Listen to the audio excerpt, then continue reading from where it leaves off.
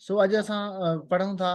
कुझु जेके इम्पोर्टेंट अञा टर्मिनोलॉजीज़ या प्रोसीजर जेके असांजा रहिजी विया हुआ रेस्पिरेटरी सिस्टम सां रिलेटेड, जंहिंमें एबीजी आहे, एट्रियल ब्लड गैस, जंहिं ते असां पहिरियां बि डिस्कशन ऐं क्वेश्चन करे आया हुआसीं। एक्चुअली एट्रियल ब्लड गैस एबीजीज़ छा हूंदो आहे, इहो मॉनिटरिंग करणी हूंदी आहे, मॉनिटर कबो आहे, प्रोसीजर हूंदो आहे जंहिंमें ब्लड ड्रा कबो आहे। फर्स्टली त ब्लड ड्रा कबो आहे, ब्लड छा मां ड्रा कबो आहे, आर्टरीज़ मां ड्रा कबो आहे। उन खां बाद में उन में मेजरमेंट छाजी ॾिसबी आहे, उन में ॾिसबी आहे ऑक्सीजन जी सेचुरेशन लेवल, कार्बन डाइऑक्साइड जी लेवल, उन में असां ॾिठोसीं पीएच जी लेवल ऐं सोडा बाइकार्ब या बाइकार्बोनेट जी लेवल असां जंहिंखे चऊं। असां उन्हनि जी नॉर्मल वैल्यूज़ बि ॾिसी आयासीं। ऐं इहो प्रोसीजर जेको आहे ऑलमोस्ट उन्हनि पेशेंटनि में कबो आहे जेके रेस्पिरेटरी कंप्रोमाइज़्ड हुजनि, पेशेंट अनकॉन्शियस हुजनि, पेशेंट जेके आहिनि रीनल या पल्मोनरी फेल्यूअर जा हुजनि, या पेशेंट वेंटिलेटर तो हुजे त, या वरी पोस्ट सर्जरी ऐं प्री सर्जरी में हिन जी इंपॉर्टेंस हूंदी आहे। त इन कंडीशंस में जेके आहिनि एबीजीज़ कई वेंदी आहे, ऐं एबीजीज़ असांखे ख़बर आहे छा मां कबी आहे, एट्रियल ब्लड मां कबी आहे। उन खां पोइ आहे ब्रोंकोस्कोपी। ब्रोंकोस्कोपी जेका आहे, जिथे भी लफ़्ज़ स्कोपी लॻे उन जो मतिलबु हूंदो आहे टू एग्ज़माइनेशन, टू विजुलाइज़ेशन। ठीकु आहे, कंहिं शइ खे ॾिसण लाइ, कंहिं शइ खे एग्ज़माइन करण लाइ, कंहिं शइ खे चकास करण लाइ जेकॾहिं को अमल कजे त उनखे स्कोपी चइबो आहे। जीअं माइक्रोस्कोपी हूंदो आहे, टेलीस्कोपी हूंदो आहे, ईअं ब्रोंकोस्कोपी हूंदो आहे, इंडोस्कोपी हूंदो आहे। स्कोपी, स्कोप जिथे लॻे उनजो मतिलबु हूंदो आहे टू एग्ज़माइन, टू विजुलाइज़। देन ब्रोंकोस्कोपी आहे त पोइ छा हूंदो, ब्रोंकस जी विजुलाइज़ेशन लाइ। हाणे छा हूंदो आहे, इंस्ट्रूमेंट हूंदो आहे, हुनजे अॻियां कैमरा लॻियल हूंदो आहे, कैमरा लॻियल के इंस्ट्रूमेंट इंसर्ट कबो आहे, हुन सां लीड सां जेका हुनजी वायर हूंदी आहे, इंसर्शन खां पोइ एलसीडी ते जेका आहे कंप्यूटराइज़ एलसीडी ते उनखे मॉनिटर कबो आहे ऐं ॾिसी सघिबो आहे त अंदरि छा आहे। उहे इंजरीज़ आहिनि, उहे जेके आहिनि रप्चर आहिनि, फिशर आहे, स्वेलिंग आहे, थिक मास आहे, जेको कुझु बि हूंदो उहे एग्ज़माइनेशन में विजुलाइज़ करे ॾिसी सघो। जंहिंमें ट्रेकियो ब्रोंको इसको जेका ट्री आहे,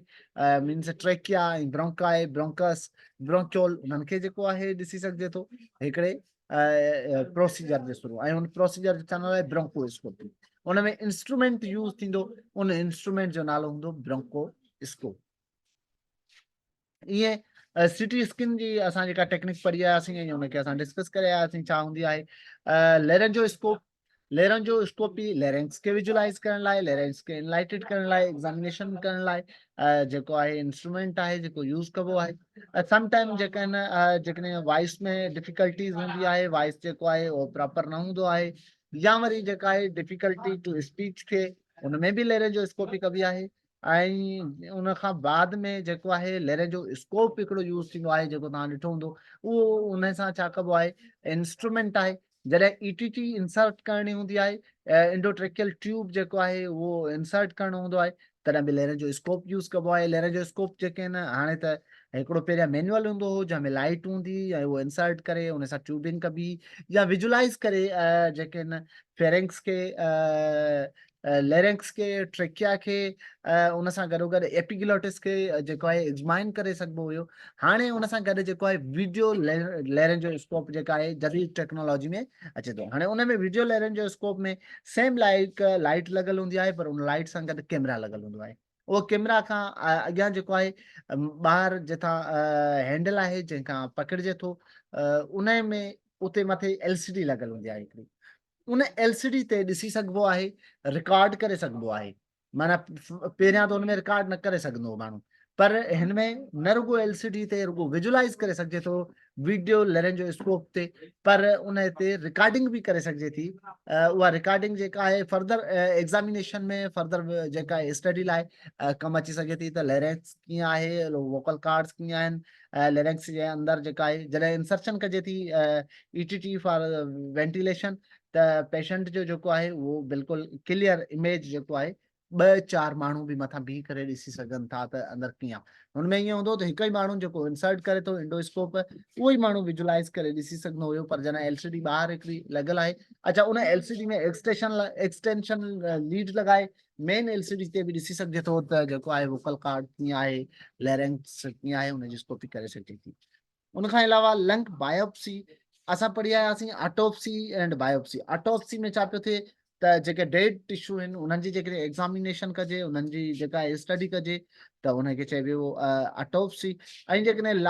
लिविंग टिश्यू, लिविंग बॉडी मां जेकॾहिं टिश्यू वरिता वञनि ऐं उन्हनि जी फर्दर स्टडी कजे त उनखे चइजे बायोप्सी। लंग बायोप्सी थी सघे थी, कंहिं बि ऑर्गन जी बायोप्सी, कंहिं बि सेल ऐं टिश्यूज़ जी बायोप्सी थी सघे थी, पर जॾहिं लंग बायोप्सी जी ॻाल्हि आहे त पोइ मीन्स लंग टिश्यू वरिता वेंदा आहिनि, नीडल इंसर्ट करे उन सां जेका आहे एस्पायरेट करे ऐं उन्हनि जी स्टडी कई वेंदी आहे। लंग कैंसर में स्टडी कई वेंदी आहे, डिफरेंट ॿियनि डिजीज़ ट्यूमर में, ॿियनि में लंग बायोप्सी थींदी आहे। Lung scan radiographic examination scan हूंदो आहे, जंहिंमें लंग जी फर्दर डिटेल जेका आहे विजुलाइज़ेशन थींदी आहे, हुनमें फंक्शनिंग बि ॾिसी सघिबी आहे त उहो कीअं करे थो। पल्मोनरी एंजियोग्राफी, एंजियोग्राफी तव्हां कार्डियो में ॿुधी हूंदी, ईअं ई पल्मोनरी एंजियोग्राफी, एंजियो जो मतिलबु हूंदो आहे वेसल, जेके बि ब्लड वेसल्स आहिनि उन्हनि खे एंजियो असां सफिक्स सां शो कयूं था। ग्राफ जो मतिलबु हूंदो आहे त कंहिं बि पेपर ते, कंहिं बि प्रिंट ते उनजो जेको चार्ट आहे, जेको ग्राफ आहे उहो अची सघे त उनखे ग्राफिंग अची सघिजे चइबो आहे। Angiography means pertaining to the lungs. Angio pulmonary means जेके वीन ऐं आर्टरीज़ जेके लंग्स ॾांहुं वञनि थियूं, जेके लंग्स ॾांहुं अचनि थियूं, जेके लंग्स खे सप्लाई करनि थियूं, उन्हनि जी जेकॾहिं स्टडी कजे, उन वेसल खे जेको आहे ॾिसजे त उनखे प्रोसीजर खे चइबो आहे एंजियोग्राफी। जीअं पल्मोनरी इम्बोलिज़म थी वञे थो, पल्मोनरी जेके आहिनि आर्टरी आहिनि उन्हनि में ब्लॉक अची वञे थो, त उन्हनि खे बि जेको आहे विजुलाइज़ करे एग्ज़ामिनेट करे सघिजे थो। ऑक्सीमेट्री, ऑक्सी वर्ड जो रेफर कंदो आहे या रिलेटेड आहे, पर्टेन करे थो ऑक्सीजन ॾांहुं। त ऑक्सीजन जो ई जेका सेचुरेशन आहे, एट्रियल ऑक्सीजन जेका आहे उनजी सेचुरेशन मेयर करण लाइ ऑक्सीमेट्री यूज़ कबो आहे, जंहिंखे तव्हां पल्स ऑक्सीमीटर बि चई सघो था। हिकिड़ो इंस्ट्रूमेंट हूंदो आहे जंहिंसां ऑक्सीमेट्री कंदा आहियूं, उनजो नालो आहे पल्स ऑक्सीमेट्री। ईअं त जेको आहे पेशेंट मॉनिटर जेको हूंदो आहे, असांजो उन में बि पल्स ऑक्सी जेका आहे सेचुरेशन ॾिसी सघूं था, पल्स ऑक्सीमेट्री जे थ्रू बि ॾिसी सघूं था। जेको आहे उनखां अलावा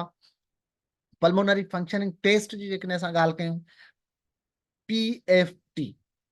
हिकिड़ो तव्हां ॿुधो हूंदो पहिरियां term, I think he new हुजे या तव्हांजो अॻु में बि पढ़ियल हुजे, जीअं LFT liver functioning test, RFT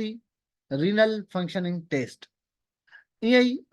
PFT pulmonary functioning test examination test हूंदी आहे। हुनमें एबिलिटी ॾिठी वेंदी आहे त लंग्स में कार्बन ऐं ऑक्सीजन जी एक्सचेंज जी एबिलिटी कीअं आहे, छा लंग प्रॉपर जेतिरी ऑक्सीजन वञे थी उन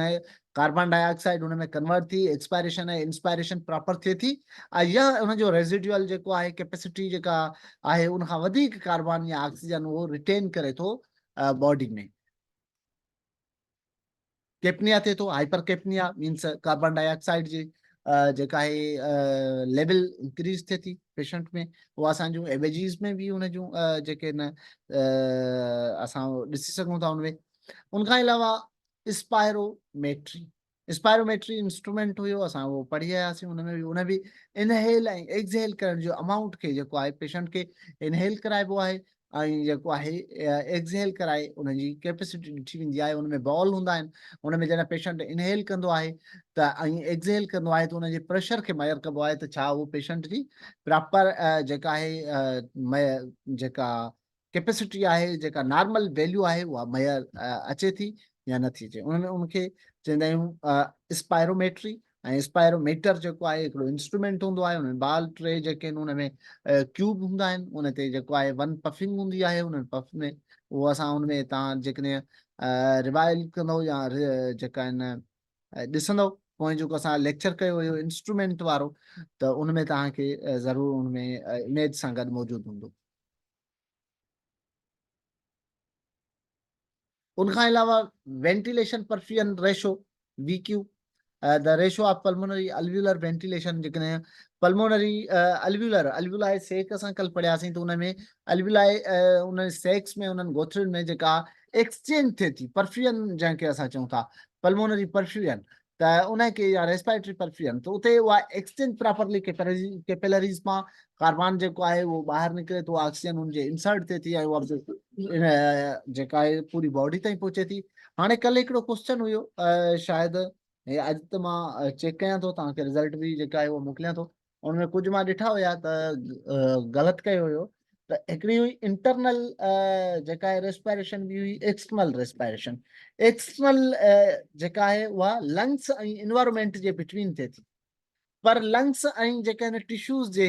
विच में जेका थिए जेका सेल्युलर लेवल ते रेस्पायरेशन थिए उहा इंटरनल रेस्पायरेशन हुई। सो जॾहिं ही जेका पल्मोनरी परफ्यूजन जी ॻाल्हि कयूं था त उनमें परफ्यूजन में जेका इंटरनल आहे असांजी कैपिलरीज़ मां सेल्युलर लेवल ताईं जेका आहे उहा ऑक्सीजन प्रॉपर पहुचे थी उन में प्रॉपर जेका आहे एब्जॉर्प्शन थिए थी डिफ्यूजन जो प्रोसेस प्रॉपर थिए थो न त थिए इन में वेंटिलेशन परफ्यूजन रेशो जेको आहे करिबो आहे। एंडोट्रेकियल ट्यूबिंग असां डिस्कस करे आयासीं उनखे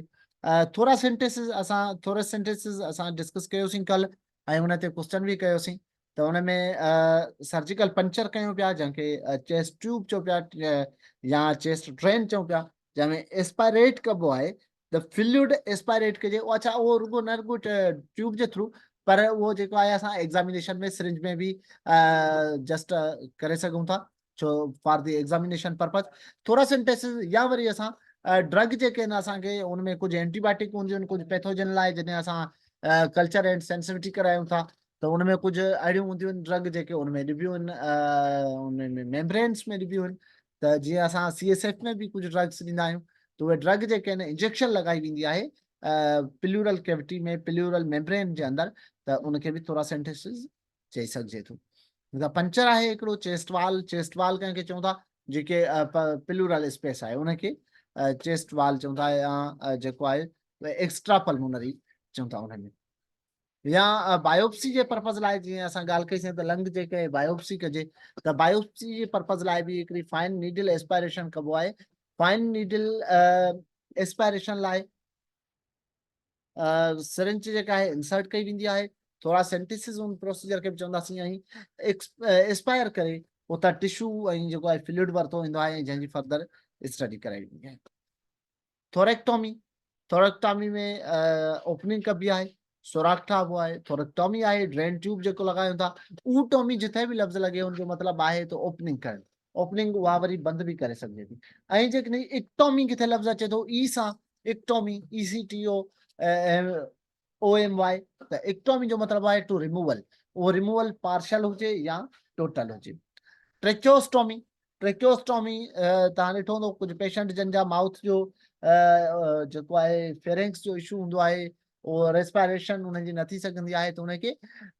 ट्रेक्योस्टॉमी करे ट्रेक्यल ट्यूब जेको आहे सो लॻायो वेंदो आहे for the respiration for the ventilation त उनखे ट्रेक्योस्टॉमी चइबो आहे।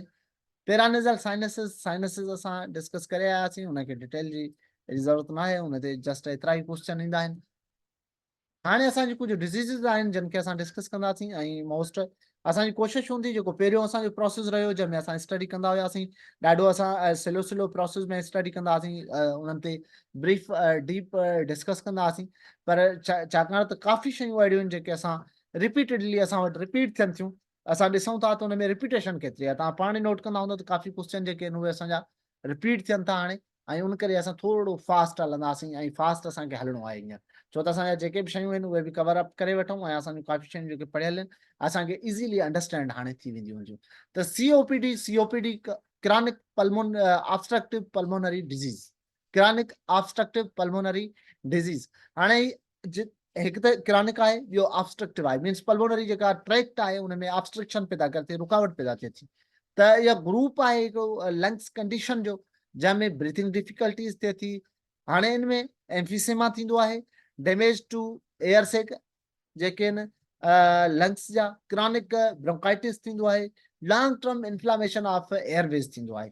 जॾहिं ग्रुप ऑफ कंडीशंस थिए थो त पेशेंट सफ़र करे थो क्रॉनिक डिज़ीज़ में ऐं उन लाइ उनजा सिम्टम जेके हूंदा मोस्ट कॉमन सिम्टम उन में डिफिकल्टी हूंदी ब्रीथिंग में, means dyspnoea. Dyspnoea means difficulty in breathing. Cough mucus उन में ईंदो, स्पुटम ईंदो, स्पुटम खे असां फ्लैम चऊं पिया, असां उन्हनि ॾींहुं पढ़ियोसीं। त इन खां प्रोडक्शन ऑफ वीज़िंग, वीज़िंग साउंड थींदो, एक्सपायरेटरी वीज़ थींदो हिन में, इंस्पायरेटरी वीज़ न थींदो, एक्सपायरेटरी जॾहिं साह ॿाहिरि कढंदो माण्हू एक्सहेल करे थो उन वक़्तु वीज़ जो सीटी वांगुरु साउंड थींदो आहे।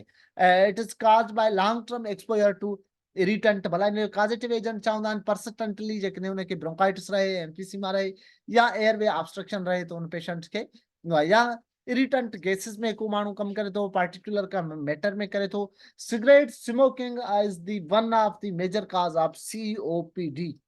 जेकॾहिं लॉन्ग टर्म क्रॉनिक स्मोकर हूंदा आहिनि, 18-20 साल 25 साल 30 साल थी वेंदा आहिनि स्मोकर्स खे, उन अहिड़े पेशेंट्स में COPD chronic obstructive pulmonary disease जा चांसेस जेके आहिनि उहे 80% इनहांस थी वेंदा आहिनि।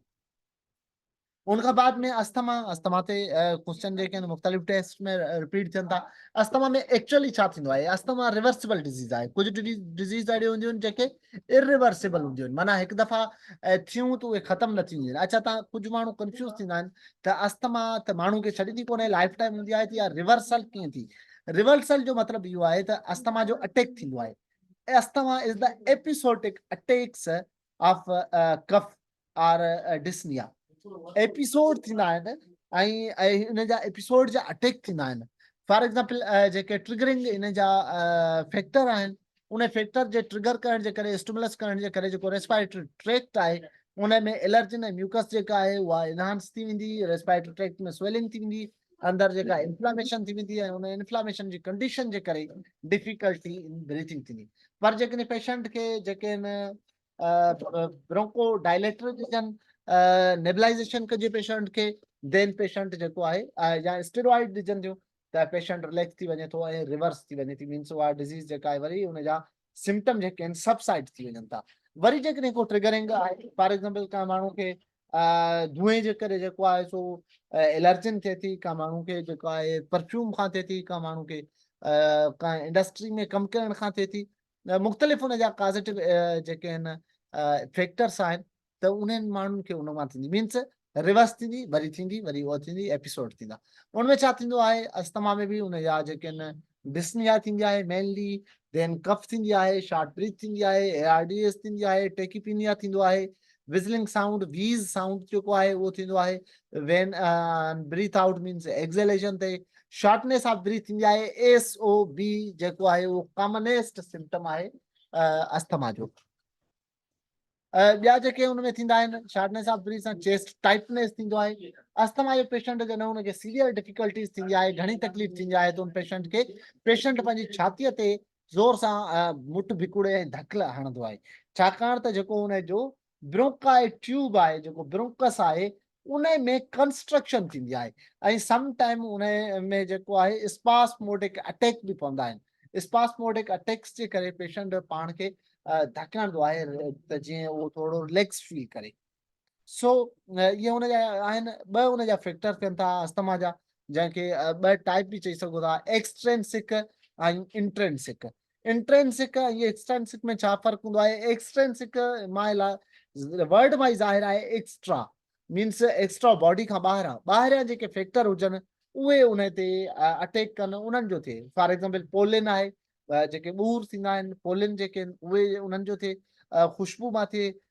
फोग मां थिए, स्मोक मां थिए, डस्ट मां थिए, अहिड़ी इहे इन एलर्जिक जेके अस्थमा जा अटैक आहिनि इहे अक्सर चाइल्डहुड एज में थींदा आहिनि, मीन्स नंढे ॿारनि खे वधीक थींदा आहिनि। इंट्रेंसिक जेको आहे नॉन एलर्जिन, त ऑटोइम्यून बि थी सघे थो, जेके आहिनि जेके बी सेल आहिनि, लिम्फोसाइट, उन्हनि जा मास्क सेल आहिनि, उहे जेके आहिनि विटामिन ए जी जेका आहे डेफिशिएंसी जे करे त छा थींदो त असांजी इम्यूनोग्लोबिन ए जी डेफिशिएंसी थींदी, इम्यूनोग्लोबिन ए जी डेफिशिएंसी जेका आहे काज़ करती म्यूकस एलर्जन, उनमें बि थींदो आहे। हीअ असां ॾिसी सघूं था। देन असां वटि नमूनिया अचे थो, ऐं नमूनिया जा ही जेके तव्हां लंग्स ॾिसो पिया, जंहिंमें असां लोब पढ़ियो पिया, लोब्यूलर नमूनिया असां डिस्कस कईसीं जॾहिं असां पीडियाट्रिक वारे पोर्शन में, त तव्हां हिन में ॾिसी सघो था त ही एयर सेक आहिनि, माना अल्व्यूलाई आहिनि। हाणे अल्व्यूलाई जेके आहिनि, जेके हिते बिलियूं ॾिनल आहिनि, मीन्स इन जो मतिलबु आहे इहे नॉर्मल अल्व्यूलाई आहिनि। पर जन में तव्हां ॾिसो था थिक जेके आहिनि फील्ड आहिनि जिन में अल्वुलाई अलॻि अलॻि सां ज़ाहिर नथो थिए पर उन्हनि जी केविटी जेका आहे कैपेसिटी जेका आहे उहो स्पेस फिल थियल आहे सीक्रेशन सां त उन्हनि खे असां नमूनिक अल्वुलाई चऊं था। ईअं जेकॾहिं को हिकिड़ो लोब जेको आहे उहो अफेक्टेड आहे दैट मीन्स सिंगल लोब आहे लोब्यूलर आहे मल्टी लोब्स आहिनि वन साइड बि नमूनिया थींदी आहे हिकिड़ो लंग्स हुन में इन्वॉल्व थिए ऐं ॿियो लंग्स जेको आहे नॉर्मल हुजे ऑलमोस्ट जॾहिं पैथोजन अटैक कंदो ओॾा बि थी सघे थो या वरी एस्पायरेशन जे करे जंहिं पासे ॾे एस्पायरेशन जेका आहे ब्रोंक्योल ब्रोंकाई जे ज़रिए हली वई त उन तरफ़ बि जेका आहे एस्पायरेटिक नमूनिया थी सघे थी बैक्टीरियल नमूनिया वायरल नमूनिया प्रोटोजोअल नमूनिया असां डिफरेंट हुन जा काज़ेटिव एजेंट जेके आहिनि उहे डिस्कस करे चुका आहियासीं त उन में छा थींदो आहे नमूनिया में तव्हांखे पिक्चर में ॾेखारण जो मतिलबु इहो आहे त जेके उहे सेक हूंदा उन्हनि में फ्लूइड फिल थी वेंदो फ्लूइड फिल थी वेंदो त जेका एयर वेंदी त उहा उन में ट्रैप थींदी ऐं उन खां अलावा एक्सचेंज जी जेका कैपेसिटी हूंदी उते डिक्रीज़ थी वेंदी त पेशेंट खे डिफिकल्टी थींदी ब्रीथिंग में inflammation of lung parenchyma which is associated with marked increase in interstitial alveolar fluid fluid कहिड़ो इंटरस्टेशियल मीन्स इंट्रासेलुलर फ्लूइड न जीअं इंट्रा जेके सेलनि जे विच में हुयो उहो न पर उन्हनि जे ॿाहिरि टिश्यूज़ जे ॿाहिरि जेको आहे असांजो फ्लूइड उन खां अलावा असां पढ़ी आयासीं त जेको आहे इंट्रावेस्कुलर जो मतिलबु त वेसल जे अंदरि रगुनि जे अंदरि जेको फ्लूइड आहे उनजी ॻाल्हि कजे त इंट्रावेस्कुलर फ्लूइड जेको हूंदो उहो त हिते जेको आहे फिल थी वेंदा आहिनि जेके अल्वुलाई सेक आहिनि उहे उन मां एयर सां उन फ्लूइड सां ऐं पोइ इंफ्लामेशन क्रिएट थी वेंदी आहे उहो जेको प्रिलेंट मटीरियल हूंदो आहे मे बी उहो पस्ट बि थी सघे थो एस्पायरेशन बि थी सघे थी का बि शइ मिल्क आहे वाटर आहे कोल्ड ड्रिंक आहे इवन टी आहे का बि शइ एस्पायरेट जेका आहे उहा थी करे उहा डिफिकल्टी जो काज़ बणिजी सघे थी उनखां अलावा कफ थींदी आहे उनखां अलावा जेका आहे कफ थींदी आहे कफ खे असां पढ़ियोसीं त उनखे फ्लेम चऊं पिया या पस जेका आहे फीवर थींदो फीवर सां गॾु चिल थींदी डिफिकल्टी इन ब्रीथ थींदी स्वेटिंग थींदी पेशेंट एग्ज़ॉस्ट थींदो उनजा मल्टीपल काज़ बि जेके आहिनि असां ॾिसी आयासीं त जेके आहिनि निमोकोकल इन्फ्लुएंजल जेके कुझु ॿिया बैक्टीरियाज़ हुया जेके काज़ करनि पिया उनमें छा थींदो सेम चेस्ट पेन थींदो आहे ब्रीथ डिफिकल्टी थींदी आहे कफ थींदी आहे कंफ्यूजन अल्टर्ड मेंटल कंडीशन थींदी अल्टर्ड मेंटल कंडीशन छो थींदी उनमें जेके मोस्ट ओल्डर पेशेंट हूंदा आहिनि जेके उन्हनि में नमूनिया थिए त अल्टर्ड मेंटल कंडीशन थींदी मीन्स GCS जेको आहे ग्लाइकोस कोमा स्केल जेको आहे उहो उन में घटि ईंदो त उहो असां पढ़ी आयासीं त छा हूंदो आहे GCS उनजो जेको आहे टोटल स्कोर केतिरो हूंदो आहे ऐं उहो अल्टर्ड मेंटल स्टेटस छो थो थिए उहो ज़रूरु मूंखे मैसेज में तव्हां हुनजो जवाबु देन असां वटि आहे ब्रोंकोइक्टियासिस जेको आहे हुन में तव्हांखे हिते जेका आहे एयरवेज ॾिनल आहिनि तव्हां ॾिसी सघो था त लंग्स जेको आहे हुनजे अंदरि जेके ब्रोंकाई आहिनि ब्रोंक्योल आहिनि जेकॾहिं उहे ब्रोंकस जूं जेके आहिनि सिक्रेशन जेके आहिनि हुन में आहिनि जेके म्यूकस आहिनि उहे बिल्कुलु जेके आहिनि घटिजी वञनि जेके इलास्टिक टिश्यू आहिनि उहे वाइडेंट थी वञनि मीन्स एयरवे जेको आहे उहो वाइडेंट थी वञे वाइडेंट थी वेंदो त हुनजे अंदरि जेके सीलिया आहिनि जेके उहे बुर्शिंग करनि था उहे जेके ॿाहिरियूं फॉरेन बॉडीज़ अचनि थियूं जेके सिक्रेशन्स थियनि थियूं एक्स्ट्रा उन्हनि खे एक्सपेल करे ॿाहिरि कढनि था जंहिंखे असां कफ करे ॿाहिरि कढी सघूं था त उन्हनि जी कैपेसिटी घटिजी वेंदी आहे ट्यूब जेको आहे उहो वाइडेंट थी वेंदो आहे जेको असांजो ब्रोंकाई आहे त उन कंडीशन खे ब्रोंकाइटिस चइजे थो हाणे हिते असां ॾिसंदासीं bronchitis it is a condition where the bronchial tube of your lungs are permanently damaged. Wide bronchoectasis and thickened. These damaged air passage allow bacteria and mucus to build up and pool in your lungs. छा थींदो जेकॾहिं इहो जेको आहे bronchi उहो रोकींदो न इन्हनि सिक्रेशन्स खे इन जेके आहिनि मटीरियल्स खे त उहे छा थींदा अल्टीमेटली असांजे लंग्स में इंसर्ट थी वेंदा लंग्स में वञी करे उहे सिक्रेशन घटि थी वेंदियूं उहे पैथोजन घटि थींदा फर्दर डैमेज थींदो सिम्टम जेके आहिनि शार्टनेस ऑफ ब्रीथ आहे चेस्ट जो पेन आहे वीज़ आहे टिपिकल साउंड ऑफ वीज़ आहे कफ ऑफ ब्लड कॾहिं थी सघे थो उनखां अलावा थिक म्यूकस जेका आहे उहा एवरीडे वेट लॉस थींदो फटेग थींदो पेशेंट फिंगर जा जेके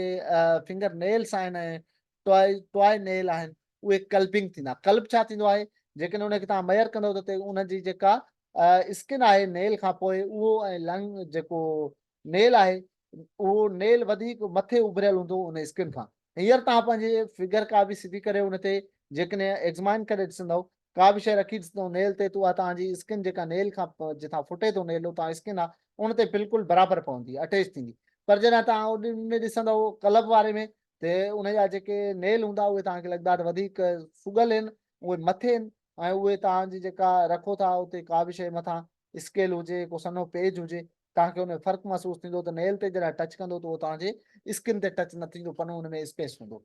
ऐं उनखे कल्बिंग चइबो आहे नेल्स। उनखां अलावा लंग एप्सिस आहे, एप्सिस जिथे बि अचे थो उनजो मतिलबु हूंदो आहे पस फॉर्मेशन, पर डिब्रेस जेके आहिनि नेक्रोटिक टिश्यूज़ जा उहे घटि थी वञनि कलेक्शन थी वञे त उनखे लंग एप्सिस चइबो आहे। पिल्यूरसी या पिल्यूराइटिस असां ॿारहा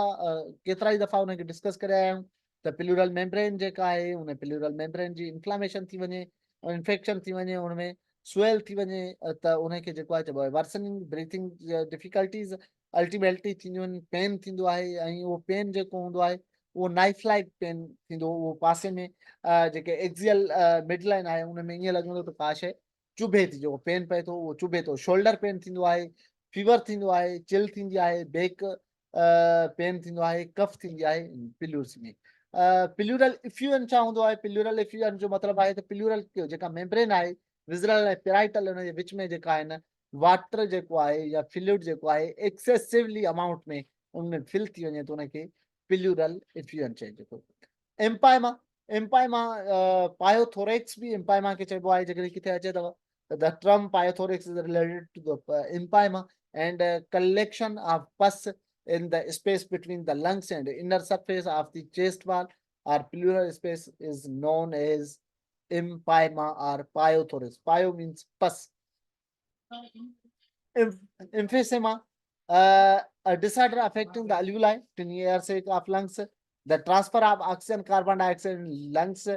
takes place in the wall of alveoli. छा थींदो आहे त एयर जेका आहे उहा लीक थींदी आहे। सिंपल वर्ड्स में ईअं चऊं त एम्फेसिमा में एयर जेका आहे उहा लीक थींदी आहे ऐं उहा जेका लीक थियल एयर आहे उहा एबनॉर्मली इंफ्लाम्ड करे छॾींदी आहे, डैमेज कंदी आहे चेस्ट वॉल खे ऐं ब्रीथ जेका आहे उहा डिफिकल्टी काज़ थींदी आहे।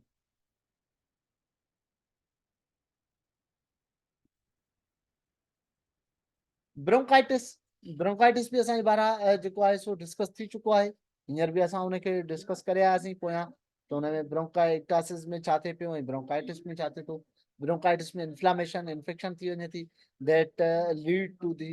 लंग्स। हालांकि ब्रोंकाई जेको आहे न उहे एक्स्ट्रा पल्मोनरी आहे, अपर जेको आहे सो अपर रेस्पिरेटरी ट्रैक्ट में अचे थो। देन ब्रोंक्यूल जेके आहिनि उहे लोअर रेस्पिरेटरी ट्रैक्ट में अचनि थियूं। लोअर ऐं अपर रेस्पिरेटरी ट्रैक्ट खे कीअं असां डिफरेंशिएट कंदा आहियूं? ब्रोंकाई ताईं, pharynx to bronchi means nose to bronchi ताईं असां हुनखे एक्स्ट्रा चवंदा आहियूं, अपर रेस्पिरेटरी ट्रैक्ट चवंदा आहियूं ऐं लंग्स जे अंदरि जेकॾहिं कुझु थिए त हुनखे lower respiratory tract infection issues disease चवंदा आहियूं। सो इनमें जेका हिन जा मोस्ट कॉमन जेके आहिनि प्रोडक्टिव कफ थींदी आहे। प्रोडक्टिव कफ मीन्स स्पुटम अचणु, फ्लेम अचणु ऐं उनखां अलावा जेको आहे जेके उहे सीक्रेशन्स हूंदियूं उहे क्लियर वाइट येलो ग्रे हूंदियूं या ग्रीन कलर्स हूंदियूं। उनखां अलावा ब्लड स्टेन हुन में अची सघे थो, फटेक थींदी माण्हू खे छो त ऑक्सीजन जी सेचुरेशन पूरी न थींदी, शार्टनेस ऑफ ब्रीथ थींदी, स्लाइट हल्को हल्को फीवर थींदो, कंहिं टाइम ईअं लॻंदो त सी थिए थो, कंहिं टाइम लॻंदो त गर्मी थिए थी ऐं चेस्ट डिस्कम्फर्ट हूंदी, चेस्ट ते पेशेंट खे तंगी थींदी। देन असां वटि आहे एटीलेक्टासिस। Atelectasis complete or partial collapse of lung. Atelectasis means complete or partial collapse of lung. Lungs जा हिकिड़ो लोब इन्वॉल्व थी सघे थो, कुझु सेक इन्वॉल्व थी सघनि था, ॿ लोब इन्वॉल्व थी सघनि था, वन लंग इन्वॉल्व थी सघे थो या कंप्लीट ॿई लंग्स बि इन्वॉल्व थी सघनि था जेको आहे सो एटीलेक्टासिस में। फ्लूइड फिल थींदा, कैपेसिटी जेका आहे उहा घटिजी वेंदी, रेस्पिरेटरी कैपेसिटी हुनजी कॉम्प्लिकेशन आफ्टर सर्जरी कॉम्प्लिकेशन थी सघनि था, हुनजे करे बि काज़ एटीलेक्टासिस थी सघंदी। एम्बोलिज़म, एम्बोलिज़म असां पढ़ी आया आहियूं त का बि जॻह ते जेकॾहिं को बि क्लाट थी वञे, ब्लॉकेज बणिजी वञे हुन में त उनखे एम्बोलिज़म चइबो आहे। पल्मोनरी एम्बोलिज़म मीन्स पल्मोनरी जेके आहिनि वेसल्स आहिनि उन्हनि में थी वञे। त शार्टनेस ऑफ ब्रीथ थींदी उन्हनि में बि, चेस्ट पेन थींदो, कफ अप थींदो, पल्मोनरी हाइपरटेंशन। पल्मोनरी तव्हां जनरली हाइपरटेंशन तो पढ़ियोसीं, ऐं उन में असां काज़ बि ॾिसोसीं त जेको हाइपरटेंशन जो जेको काज़ आहे 99% हाइपरटेंशन जेको हुयो उहो इडियोपैथिक हुयो, मीन्स अननोन काज़, अननोन ओरिजिन जे करे थिए पियो। भाई 1% कार्डियक प्रॉब्लम, रीनल प्रॉब्लम ऐं अदर प्रॉब्लम्स जेके थियनि पिया, काज़ थियनि पिया, उहे थियनि पिया। त पल्मोनरी हाइपरटेंशन में आर्टरीज़ जेके आहिनि, जेके कैरी करनि थियूं ब्लड हार्ट ॾांहुं, उन्हनि जो प्रेशर जेको आहे, रेट जेको आहे, उहो इंक्रीज थींदो आहे। छाजे करे? त उहे नैरो थी वेंदियूं आहिनि, थिकिंड थी वेंदियूं आहिनि, उन्हनि जा वाल जी इलास्टिसिटी जेका आहे उहा लूज़ थींदी आहे। उन करे उन कंडीशन खे पल्मोनरी हाइपरटेंशन चइबो आहे। फ्लेल चेस्ट ते क्वेश्चन अची चुको आहे। फ्लेल चेस्ट छा हूंदो आहे? Flail chest describe a situation in which portion of rib cage is separated from the rest of chest wall. chest wall जेके आहिनि उन्हनि खां सेपरेट थी वञे ऐं उहो ब्लंट ट्रामा जे करे उहो थींदो आहे, जेका आहे सीरियस फॉल जे करे थींदो आहे, एक्सीडेंट जे करे थींदो आहे। चेस्ट जेका आहे उन जा जेके चेस्ट वाल खां उन जे रिब केज जी सेपरेशन थी वेंदी आहे एक्चुअली। उन खां अलावा pneumothorax, pneumothorax collection of air outside the lungs आहे। मां कल बि ॿुधायो तव्हांखे त न्यूमो जो मतिलबु हूंदो आहे एयर। एयर जेका आहे उहा थोरेक्स जेका आहे उन कैविटी में फिल थी वञे, प्लूरल कैविटी में फिल थी वञे, ऐं अक्यूमुलेशन हाणे जेको न्यूमोथोरेक्स आहे उहो थोरेक्स में थींदो आहे, स्किन में बि जेको आहे थींदो आहे, त उन में बि एयर फिल थी वेंदी आहे, जंहिंखे प्रिक करे करे उहा बि रिमूव कई वेंदी आहे। त चेस्ट वाल में लीकेज जे करे या उन में पार्शल विज़राज़ मां जा एक्सटर्नल जेके आहिनि इंजरीज़ जे करे उनमें एयर इंटर थी वेंदी आहे या एक्यूमुलेशन थी वेंदी आहे, उन कंडीशन खे में जेके आहिनि ऑलमोस्ट लंग जेके आहिनि ड्राई थी करे जेके आहिनि कोलेप्स थी वेंदा आहिनि ऐं उन्हनि जी वर्किंग कैपेसिटी जेका आहे डिक्रीज थींदा आहिनि। हीमोथेरेक्स, हीमो में वर्ड मां ज़ाहिर आहे त जेका ब्लड कलेक्ट थी वेंदी आहे चेस्ट वॉल में, त उन कंडीशन खे हीमो थोरेक्स चऊं था। ऐं मोस्ट प्रोबेबली इन जा जेके चांस हूंदा आहिनि उहे काज़ हूंदा आहिनि उहे कोलेप्स करे छॾींदा आहिनि लंग्स खे, ऐं ब्लड जेको आहे हूंदो आहे उहो एक्स्ट्रा पल्मोनरी में पुशअप वधीक थियणु शुरू थी वेंदो आहे। acute respiratory distress syndrome, acute respiratory syndrome खे ARDS बि चइबो आहे, जंहिंमें फ्लूइड बिल्टअप थींदो आहे टिनी सेक में, इलास्टिसिटी जेका आहे एल्यूलर सेक जी उहा घटिजी वेंदी आहे। इन दिस कंडीशन इफर्ट जेके आहिनि उहे वधीक थींदा आहिनि, टेकी पैनिक थींदो आहे पेशेंट, इफर्ट उन जा वधीक हूंदा आहिनि पर हू पंहिंजी सेचुरेशन मेंटेन न करे सघंदो आहे। acute respiratory failure, सडन जेको आहे लंग्स पंहिंजी वर्किंग कैपेबिलिटी जेका आहे उहा डिक्रीज थी वञे उनजी डिफरेंट काज़िस जे करे, एटिलेक्टियासिस जे करे, नेमोथोरेक्स जे करे, जेको आहे हीमोथोरेक्स जे करे या ॿियनि कॉज जे करे, त उन में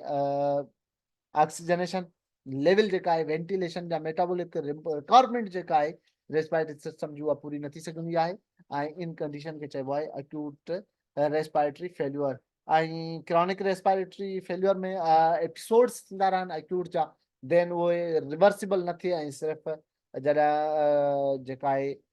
वर्सन कंडीशन थिए अक्यूट्स खां पोइ, अटैक्स खां पोइ कुझु टाइम खां पोइ, ऐं उहा लॉन्ग टर्म हुजे त उनखे क्रॉनिक रेस्पिरेटरी फेल्यूअर चइबो आहे। पल्मोनरी ट्यूबरक्लोसिस, ट्यूबरक्लोसिस खे असां डिस्कस करे आया आहियूं ऑलरेडी। इन जा जेके आहिनि मल्टीपल काज़ बि असां जेको बैक्टीरियल काज़ आहे उनखे ट्रीटमेंट आहे उन्हनि खे बि करे आया आहियूं डिस्कस। त ऑलमोस्ट एडल्ट आहे उनमें ट्रीटमेंट डोज़ेज जो फ़र्क़ु हूंदो आहे, तक़रीबन साॻी हूंदी आहे ट्रीटमेंट। सो अॼु जो असांजो लेक्चर जेको हुयो उन ते डिज़ीज़िस ते उहो तक़रीबन कंप्लीट थियो, ऐं होपफुली तती थधी का कान्हे वेल वेहण जी, मथां थी हूंदा ऐं पेर न लही